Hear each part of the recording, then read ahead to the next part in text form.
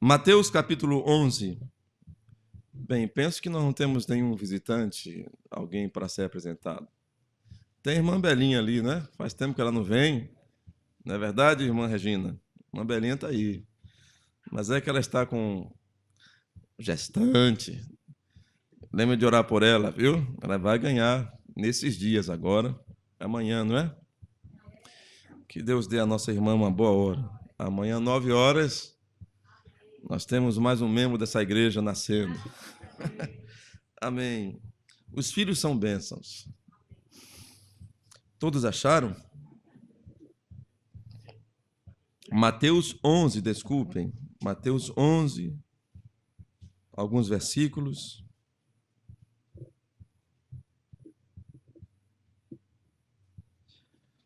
Como sempre, eu tenho pouco a dizer e muito a expressar. O contrário, não é? Todos acharam? Vamos orar mais uma vez.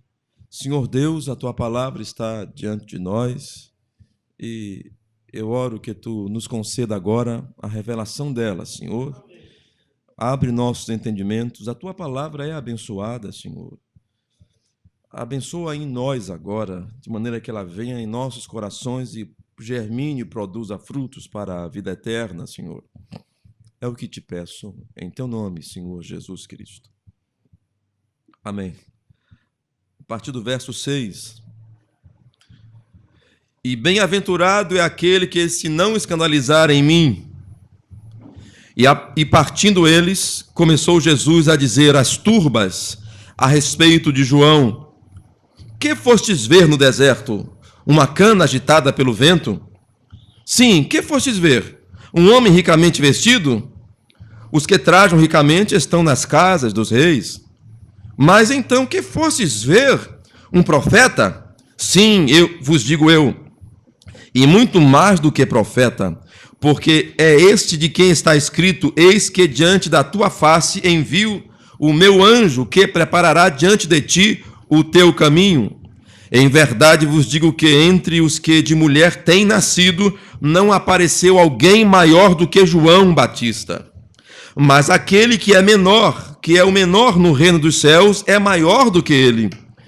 E desde os dias de João Batista, até agora se faz violência ao reino dos céus, e pela força se apoderaram dele. Porque todos os profetas e a lei profetizaram até João. E se quereis dar crédito, este é o Elias que havia de vir. Quem tem ouvidos para ouvir, ouça. Que o Senhor nos abençoe com a sua palavra. Podeis sentar.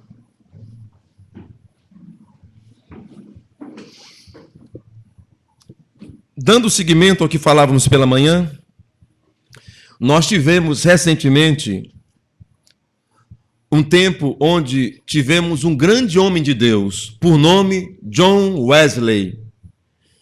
Eu tive o privilégio de pegar um livro com os sermões dele. Eu vou folheá-lo e eu vou dividir com você o pão. Ele escreveu muitos livros, homem inteligentíssimo, morreu com bastante idade e ele ele estudava muito e fez um prodígio de escrever e ler livros nos lombos de um cavalo. Ele era um homem muito estudioso, um homem de Deus. Certa vez ele estava pregando, se não me engano, ele era um episcopal, ele era um anglicano. Lembra? Depois que aquelas pessoas saíram da Igreja Católica, os chamados protestantes, havia um grupo que era a Igreja Reformada da Inglaterra, por nome anglicana. A Igreja Reformada da Alemanha chamava-se luterana, e assim sucessivamente. Eram os protestantes da Inglaterra, anglicanos. Wesley, também por ser um inglês, salvo engano, ele aprendeu, estava naquela igreja, mas um dia ele veio para a América, creio, em uma missão, para a América, ele veio evangelizar, e chegando quando voltou de sua viagem, disse: eu saí para evangelizar os índios ou os americanos, mas quem me evangelizará? Ele perguntou, porque ele sabia que estava faltando algo nele. Não tenho a intenção, meus irmãos, de ser crítico a ninguém, a não ser a mim mesmo. Eu tenho que criticar a minha pessoa. Eu não devo julgar a ninguém, mas como um pregador eu devo condenar o pecado. Os luteranos que foram usados por Deus há 500 anos atrás para dividir com Roma e ficar só com a palavra, onde diz, o justo vive da fé, você os encontra hoje de shortinhos, bebendo cerveja, fumando cigarros e alegando ser crentes. São mundanos, têm todo tipo de vida mundana e dizem, somos crentes, somos salvos pela graça. Não é nada que eu faça, é tudo que Jesus fez. Então eles vivem numa vida dissoluta, uma vida de pecadores e pecadoras. E não se importam porque eles aprenderam de Martinho Lutero. É verdade, Martinho Lutero tomava cerveja e fumava cachimbo. Ora, eles não tinham toda a doutrina. Deus não nem começou nem terminou com os luteranos. Deus também não começou nem terminou com os católicos, e assim sucessivamente. Deus também não começou e terminou com os judeus. Deus tem um projeto para que os pecadores se tornem santos mais uma vez. O projeto de Deus é que aqueles que saíram do Éden voltem para o Éden. Aqueles que saíram da santidade voltem para a santidade. O que tem a ver judeu com isso? O que tem a ver grego ou protestante? Ou alguma denominação com isso? Apenas um processo, um passo pelo qual Deus diga. Deus use. É como você passar uma viagem e alcançar uma placa dizendo seu destino está a 20 quilômetros. E você então se abraçar com a placa e dizer, cheguei. Não, havia o nome da cidade, da placa, na placa que você estava lendo. Mas não é a cidade. Vocês entendem? Quer dizer, bem-vindo a Salvador, a placa. E você abraça a placa, obrigado, já estou em Salvador. Você está na placa. Deus, por muitas vezes, levantou movimentos para anunciar o caminho. E houve um tempo que o caminho era ser um judeu. Mas hoje o caminho não é ser um judeu.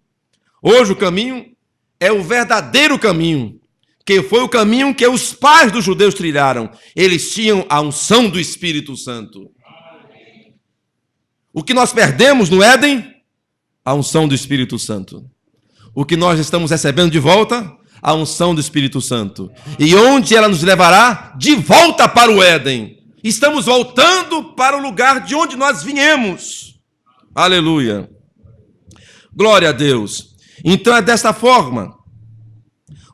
Não quero ser crítico, não é a intenção. Mas o que eles fizeram? Se tornaram religiosos. Os luteranos. E ficaram descansados. Eu sou salvo pela graça e não tinham uma vida santificada. Em que tempo eu estou? Eu estou aqui há 500 anos atrás. O que Deus fez? Deus suportou os luteranos, Deus suportou a igreja reformada e disse, agora eu tenho que dar mais uma coisinha para você. Eu vou melhorar você mais um pouquinho. Levantou um varão chamado John Wesley, que pregou santificação. Nesse tempo, já havia um homem chamado Calvino, que pregava uma coisa que eu creio. Uma vez salvo, salvo para sempre. Isso é a verdade. Mas se você foi salvo uma vez, você é salvo para sempre. Está me entendendo? Se você diz, hoje eu estou crente, amanhã não estou. Você nunca foi salvo. Como é? Vocês lembram? Poderia a mãe se esquecer do filho que amamentou? Do ventre onde ele gerou o filho? Poderia. Mas se ela se esquecer, não me esquecerei de quem? De ti. Este é você nessa noite? Por quê? Porque o seu nome está gravado em minhas mãos. Se Deus botou seu nome na mão dele, para você ir para o inferno só se Deus cortar a mão dele. Não é assim? Então, uma vez que Deus salvou, está salvo. Aleluia. Pois bem, isso associado à mensagem de Lutero, dos luteranos, porque o justo porque pelas graças sois salvos, mediante a fé. Isso não vem de vós, é dom de Deus. Então nós vivemos da fé e somos salvos pela graça, justificados pela fé. Muito bem. Calvino veio e confirmou. Uma vez salvo, salvo para sempre. Tudo de bom. Então vamos agora ao cinema, vamos agora ao shopping, vamos agora ao mundo, porque já estamos salvos. É isto? Isso que aconteceu. Claro, na medida daqueles dias, nos pecados daqueles dias. Então Deus teve que levantar outro movimento e levantou os metodistas. E como foi? John Wesley era da igreja da igreja anglicana, a igreja reformada da Inglaterra. Ele seria o luterano da Inglaterra. Então um dia ele foi buscar a Deus. Ele tinha um grupo de oração. A oração muda o quadro. E um dia de noite, era uma vigília, eles começaram a orar, eles estavam acostumados a se emocionar com o Espírito Santo.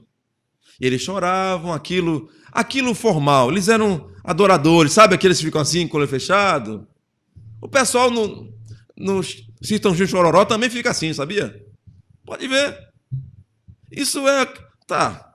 Então eles ficavam assim, e eu acho bom também ficar assim, fique assim. Mas tem mais do que isso. Então, certa noite, eles estavam adorando a Deus e eles sentiram um negócio diferente, o que foi chamado Pentecostes Wesleyano. O fogo desceu e eles gritaram e eles pularam. Então, era alguma coisa mais do que, sabe? Alguma coisa que entrou dentro deles e fez toda a diferença. Eles eram pentecostais? Não, porque os pentecostais viriam 200 anos mais tarde. Conversa é essa? Eram pentecostais, sim. Foi Deus se manifestando, mas parece que o Pentecoste foi inaugurado há 100 anos atrás, com Daniel Berg e Gunnar Wingre. Será que foi? Então Pedro não tinha. Então José não tinha o Espírito Santo, tampouco Davi, nem os profetas, nem Adão, nosso pai, tinha o Espírito Santo. Porque o Espírito Santo é sapateado, né? Eu nunca vi Jesus fazendo isso. Ora, João Batista não sapateou, também não tinha. José também não sapateou, Pedro não sapateou. Mas parece que hoje em dia você tem que fazer um tal de um reteté para fazer barulho para saber que se tem o Espírito Santo. Não, meus irmãos, minhas irmãs, não isto. John Wesley sentiu vontade de gritar. Eles eram chamados de os gritadores, sabe? E eles começaram a gritar e a pular, e eles ficaram muito felizes. Se você nunca gritou glória, nunca pulou, você não sabe o que está perdendo. E se Deus fizer você fazer isso, faça. Nós estamos querendo isso mesmo. Mas pelo Espírito. Porque pular, dançar, não te protege contra o diabo. Mas quando você pratica a palavra, você tem força para vencer Satanás. Vocês estão me entendendo? Você precisa de doutrina, porque Deus usa até um infiel. Você pode ter um homem com dom de curas, que tenha dom. William Branham, sua experiência pentecostal, a primeira foi essa. Ele foi na reunião e havia um grupo de pentecostais ali, e ele nunca tinha visto aquilo. Que maravilha! Um falava em línguas e outro profetizava. Ele disse, estou entre anjos, disse o profeta mensageiro. Isso nos idos de 1930. Aí, como Deus havia dado um dom a ele de discernimento de espírito, depois do culto ele falou com os dois homens. Um deles era um crente. Um falava, eu já disse, em línguas e outro interpretava. O irmão Branham foi falar com os dois homens. Falou com o primeiro, ele era um homem fiel a Deus, um genuíno crente. Mas o segundo era um falso, era um adúltero, vivia em adultério, estava sendo usado por Deus na igreja. Que coisa! É por isso que nós temos ouvido que ele pregou sobre os ungidos dos últimos dias. Porque Deus tem dado o genuíno Espírito Santo a pessoas falsas. Como é que pode ser isso? Fácil. Balaão tinha o genuíno Espírito Santo? Tinha, observe. Uma estrela subirá de Jacó e um cetro de Israel. O que era isso? Profecia. Uma das maiores profecias da Bíblia foi proferida por um falso profeta. O que era falso não era profecia, era o profeta. Vocês entendem isto? Mas hoje, Judas curou os enfermos. Você levaria Judas para almoçar? Eu só queria que ele orasse mesmo por você e você recebesse a cura. Nós estamos cheios de Judas hoje em dia, com dons que Deus tem dado sobre toda a carne, Joel 2. Mas está escrito, quem invocar o nome do Senhor é que será salvo. Aleluia. Então, meus irmãos, voltando aqui, John Wesley, ele teve essa experiência, é maravilhoso. E nós queremos ter experiências sobrenaturais, porque nós estamos sempre com experiências carnais, e o mundo oferece seus prazeres. Mas há coisas em Deus que você deveria provar, que é melhor do que drogas, melhor do que cigarro, do que cerveja, do que prazeres carnais. Mas você não busca. Você precisa saciar-se de alguma coisa. Encha-se de Deus, não haverá espaço para o diabo em sua vida. Então, o que aconteceu? Os wesleyanos acharam, Deus veio através de Lutero e aqueles contemporâneos pregadores e fizeram a colheita daqueles servos fiéis de Deus. E Deus salvou aqueles. Mas o povo começou a cair. Então Deus manda John Wesley e outros. Há outros pregadores, eu estou citando apenas um. E ele vem então a junta aqueles verdadeiros e tem seus movimentos. Mas depois os metodistas ficaram tão seguros e disse, se você não gritar, você não tem o Espírito Santo. Se você não pular. Ora, aí Deus queria dar mais. Foi aí que cerca de 200 anos mais tarde, Deus começa a derramar os dons sem medida, através de profecias e dom de línguas, e os wesleyanos não criam nisto. Eles não podiam receber mais de Deus. Ou era do jeito deles, ou não era. Então Deus deu um passo mais adiante e o movimento wesleyano começou a cair. Vá você agora numa igreja metodista e veja o que eles são. Aqui nós não temos muitos metodistas, mas veja como caiu em desgraça como todo o resto dessas igrejas. Mundanas, não há diferença entre ser daquela igreja e ser do mundo. Não há mais diferença. Então Deus precisou dar mais um passo adiante. E Deus nos enviou o movimento que nós chamamos pentecostal. Esse é o último movimento. O último. Só que de uma maneira bem fina, ele está dividido em dois momentos. Sabe? É porque o movimento pentecostal seria como o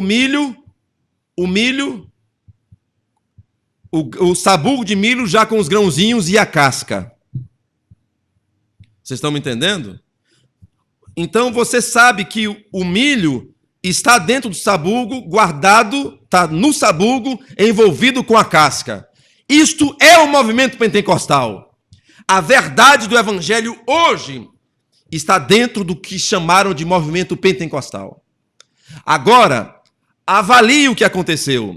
Porque quando o tempo vai passando e chega o verão, ele seca a palha, a umidade que está na casca vai se esvaindo e o grão vai se nutrindo da vida através do sabugo e conectado com o talo do milho. Então ele cresce e o sol, na medida, no tempo correto, faz a semente ficar madura, enquanto a casca seca. Pois bem, e o sabugo também não serve para nada. A vida se transfere para o grão. Você tira o grão e você o lança na terra e você tem outro pé de milho. Mas no tempo oportuno, se você tirar o milho verde e jogar na terra, ele apodrece. Então houve um tempo que se você quisesse servir a Deus, você teria que ser um luterano, porque eles tinham o melhor de Deus. Houve um tempo em que se você quisesse servir a Deus, você deveria ser um metodista, porque era o melhor que eles tinham naquele tempo. Houve um tempo que se você quisesse servir a Deus, você deveria ser, então, um pentecostal. O chamado pentecostal. Eu disse que o movimento pentecostal tem uma divisão tênue, bem simples. É porque para esse movimento pentecostal, ora, para o de Lutero não teve o Lutero, para o de Wesley não teve o Wesley, e para esse último momento não deveria ter mais um homem? Deveria. Deveria alguém para juntar esse trigo desse tempo, como teve Lutero e Wesley, deveria ter um agora para fazer esse ajuntamento, e Deus o enviou. É o meu ponto nessa noite. E eu poderia dizer a mesma coisa, T.L. Osborne, Cerulo, o que vocês foram ver ali em Jeffersonville, Indiana?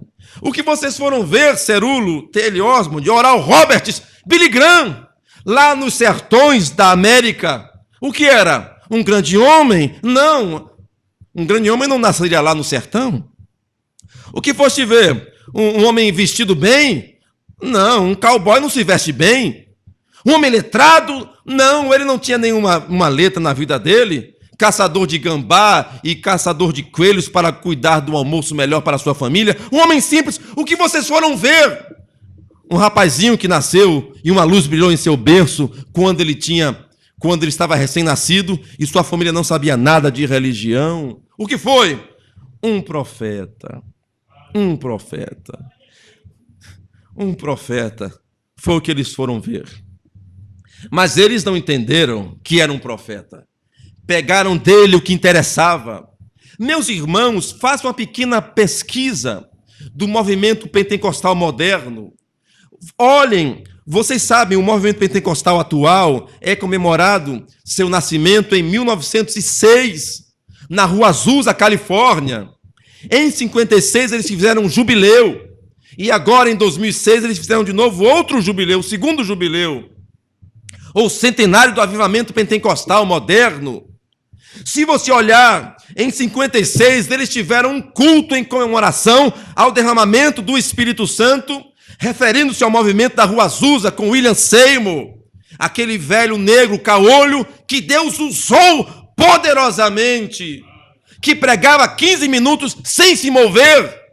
E agora, se você não se move, você não é um pentecostal. Voltemos à origem. Pois bem, em Los Angeles, na Califórnia, no Templo Angelus, em 56, os pentecostais se ajuntaram. Os velhos comandantes da fé estavam juntos ali em 1956, no Templo Angelus. O Templo Angelus, eu não sabia disso. Passei quase 20 anos numa igreja e não me diziam tudo isso. É porque só diz o que eu tenho que saber, está me entendendo? Não me diz tudo, mas eu aprendi, estou aqui para dizer a você. O Templo Angelus foi construído por Amy McPherson, ou McPherson, que é a fundadora da igreja quadrangular. E os pentecostais se reuniram todos ali. Eles eram no começo uma interdenominação, não tinham uma bandeira, mas depois se dividiram como o resto das denominações. E lá nessa reunião você encontra quem foram os pregadores.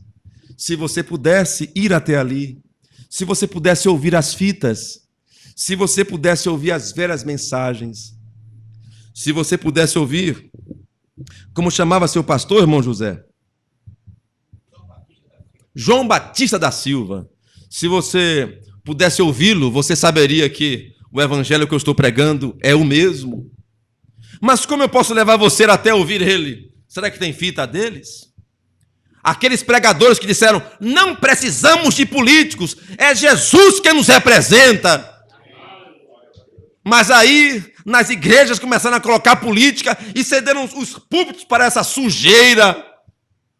Não era assim no começo. Isso mostra o quê? Que a depravação entrou. Então o movimento pentecostal começou a apodrecer. Da mesma maneira que Deus se mudou dos católicos para os luteranos, dos luteranos para os metodistas, dos metodistas para os pentecostais. Você sabe que Deus está em algum lugar e não mais entre eles. É como sabugo. Está envolvido ali. Mas quando você começa a crer na verdade, você é destacado de lá, você sai dali. Meus irmãos, nós temos 3 mandamentos bíblicos do Novo Testamento. Batismo em nome de Jesus, a comunhão com vinho e pão sem fermento e o lava-pés. Tão simples, não é? Pegue essas 3 coisas e chegue numa igreja e diga, pastor, o senhor conseguiria me explicar isso aqui? Nosso batismo é em nome de Jesus Cristo, Ele vai dizer não. Você dirá, mas a Bíblia, só batizaram na Bíblia só em nome de Jesus. Ah, mas nós somos fulano de tal, nós somos a igreja circrana, que não admitimos isso. Então você sabe, falsa. Segunda, e a Santa Ceia? Não é com pão sem fermento e com vinho? Veja aí. Ah, mas isso foi para aquele dia. Você pode comprar um pão na padaria e bota um quissuco de uva ou maguari, qualquer coisa, e você toma. Pois bem, segunda falha. E a terceira? Lava-pés. Sereis bem-aventurados sois se as fizerdes. Quando ele disse acerca do lava-pés, eles também não praticam. E não querem melhorar. E você pode tentar fazer com que eles melhorem. Eles não melhorarão, porque eles estão denominados, eles estão estabelecidos. Eles colocaram uma estaca e pararam no tempo. Disseram, como os metodistas, eu só creio em dançar no espírito e gritar. O negócio de falar em línguas não é para crente, não. Está entendendo? Como os luteranos disseram, eita, que coisa é essa? Pessoal fanático, gritando. Para quê? Para que isso, fanáticos? Os luteranos formais, pastores da gola vilada, e vendo o pessoal dançar no espírito. Olha, fanáticos. Estamos entendendo? Deus está se mudando agora mesmo. Deus se mudou para esta mensagem que está sendo pregada. Mas sabe a verdade do assunto? É que quando Deus se mudou para esta mensagem, apareceram os paralelos. Os seguidores de T.L. Osborne. Você tem, por exemplo, a igreja, o movimento de renovado, batista, carismáticos da católica, o movimento de Lagoinha. Esses grupos estão associados a T.L. Osborne. Esse novo movimento cristão, que você sabe, tem feito mais do que o velho movimento, porque tem feito. Param a paralela aqui quando vem, vocês não viram? Quando fazem show, esse pessoal, eles são discípulos de T.L. Osborne. Também esses que pregam o evangelho por dinheiro, aprenderam com Cerulo, são discípulos deles. Eles tiveram acesso à fonte original, mas perverteram a verdade, porque sabe que o antigo modelo não poderia permanecer. Então Deus nos deu o verdadeiro modelo, e eles ofereceram um paralelo. Quer você o paralelo ou o verdadeiro? Eu quero o verdadeiro. Então eu sei que o caminho para o arrependimento começa nas águas, imergido no nome do Senhor Jesus Cristo. Não no nome de uma trindade que não está na Bíblia. No céu só tem uma autoridade, Jesus Cristo. Onde está o Pai, então? É Jesus quem manda no céu, é Jesus quem manda no inferno. Deus não é três, Deus é um. Ouve, Israel, o Senhor nosso Deus é o único Senhor. Eu sou o Senhor, fora de mim não há Salvador. Não há outro Salvador. Se Jeová é Salvador, então Jesus é o mentiroso. Ou então Jeová e Jesus são a mesma pessoa. E é verdade. Emanuel quer dizer o quê? Que Deus? Jeová? Então Emanuel quer dizer Jeová entre nós. Muito bem. Então quem era Jesus? Estava no mundo, o mundo foi feito por ele e o mundo não o conheceu. João 1, quem era esse? Jesus. Ele fez o mundo, ele andou no mundo. Nós fomos salvos pelo sangue de Deus. Atos 5:32. Está escrito.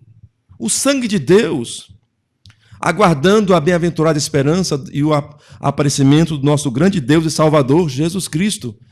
Tito fala isso. Nosso grande Deus e Salvador. O livro de Judas, se você quer, rapidamente. E eu tenho que encerrar. Agora que eu comecei, mas é desse jeito mesmo.